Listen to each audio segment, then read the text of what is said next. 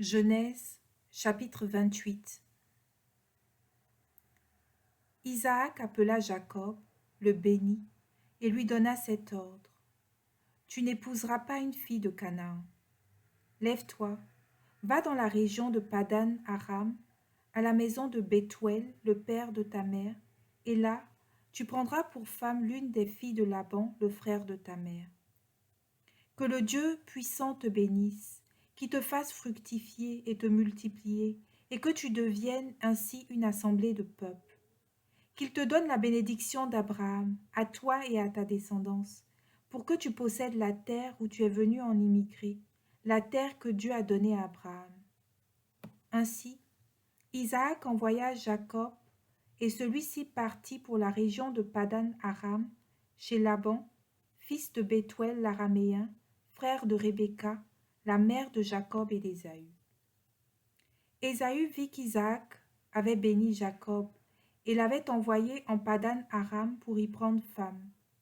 En le bénissant, il lui avait donné cet ordre: tu n'épouseras pas une fille de Canaan. Jacob avait obéi à son père et à sa mère. Il était parti en Padan Aram. Ésaü comprit alors que les filles de Canaan ne valaient rien aux yeux de son père Isaac. Et il alla trouver Ismaël.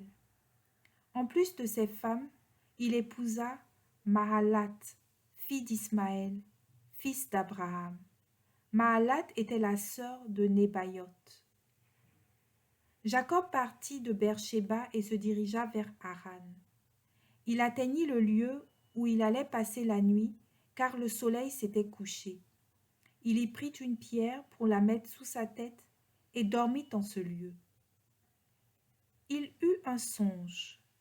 Voici qu'une échelle était dressée sur la terre, son sommet touchait le ciel, et des anges de Dieu montaient et descendaient. Le Seigneur se tenait près de lui. Il dit: Je suis le Seigneur, le Dieu d'Abraham ton père, le Dieu d'Isaac.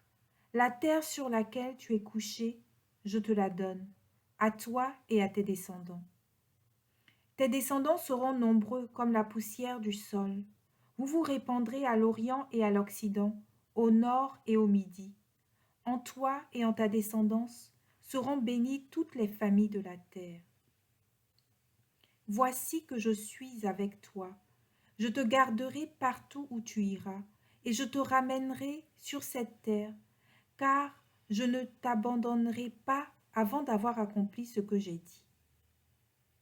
Jacob sortit de son sommeil et déclara: En vérité, le Seigneur est en ce lieu, et moi, je ne le savais pas.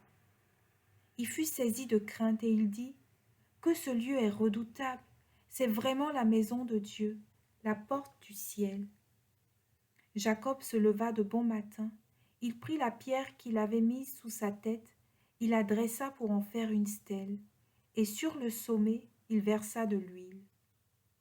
Jacob donna le nom de Béthel, c'est-à-dire maison de Dieu, à ce lieu qui auparavant s'appelait Luz.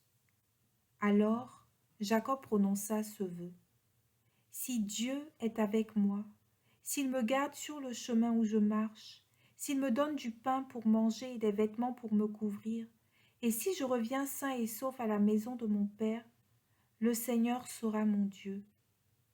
Cette pierre dont j'ai fait une stèle sera la maison de Dieu. De tout ce que tu me donneras, je prélèverai la dîme pour toi.